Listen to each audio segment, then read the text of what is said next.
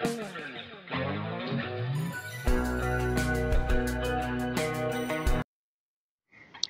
राधे दोस्तों, स्वागत है आपका हमारे आज के ब्लॉग में। कैसी हैं आप सब? उम्मीद है अच्छी होंगी। तो आज है 3 सितंबर और आज है परिवर्तनी एकादशी। तो मेरी जो भी बहनें व्रत रखती होंगी तो वो तो जानती ही होंगी।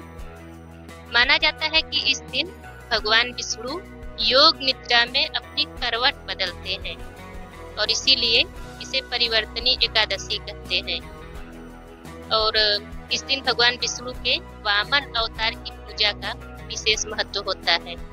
तो इस दिन भगवान विष्णु के वामन अवतार की पूजा जरूर करनी चाहिए। और जैसा कि आप लोग जानते ही हैं कि देवशयनी एकादशी से ही भगवान विष्णु योग निद्रा में चले जाते हैं। क्षीर सागर में शेषनाग पर योग निद्रा में चले जाते हैं और 4 महीने योग निद्रा में ही रहते हैं और संसार का सारा कार्यभार भगवान शिव को सौंप देते हैं। तो आज मेरा भी व्रत है तो इसलिए मैं बना रही हूँ फलाहार।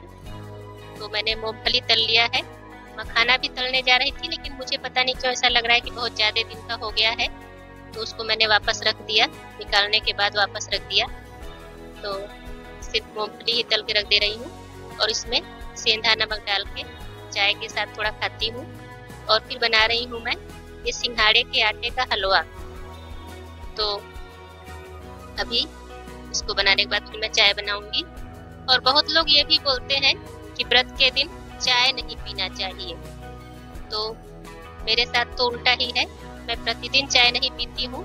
पहले पीती थी लेकिन अभी मैंने छोड़ दिया है। अभी लगभग 1 साल हो गया मैं सुबह के टाइम में चाय नहीं पीती हूँ। शाम के टाइम में पी लेती हूँ लेकिन सुबह सुबह खाली पेट मैं बिल्कुल भी चाय नहीं पीती।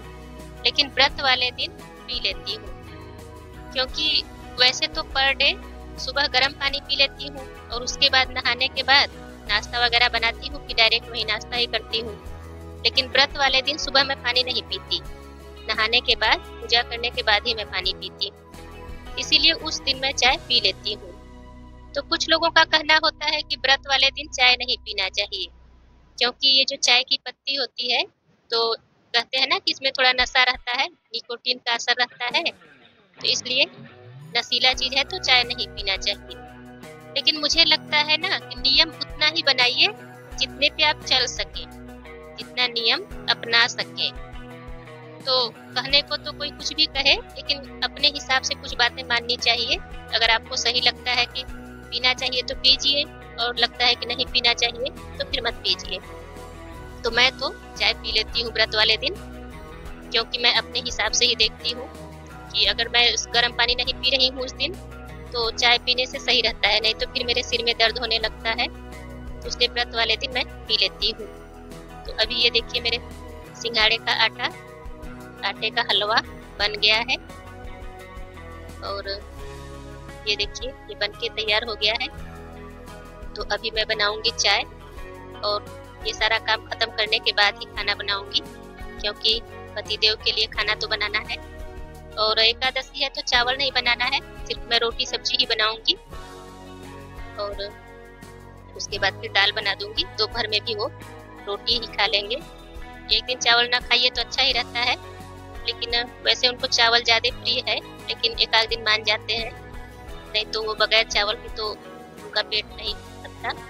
तो उनके खाने में एक बार तो चावल होना ही चाहिए। तो देखती हूँ अगर बोलेंगे तो फिर मैं तो नहीं बनाऊंगी, वो अपने हाथ से ही बनाएंगे क्योंकि एकादशी वाले दिन मैं चावल को टच भी नहीं करती हूँ। तो अगर खाना होगा तो वो खुद से बना लेंगे। तो अभी बन गया है मेरा चाय। तो पहले मैं चाय पी लेती हूँ, पानी वानी पी लेती हूँ और सब्जी काट के रख लिया है मैंने। चाय पीने के बाद फिर उनके लिए सब्जी और रोटी बनाऊंगी।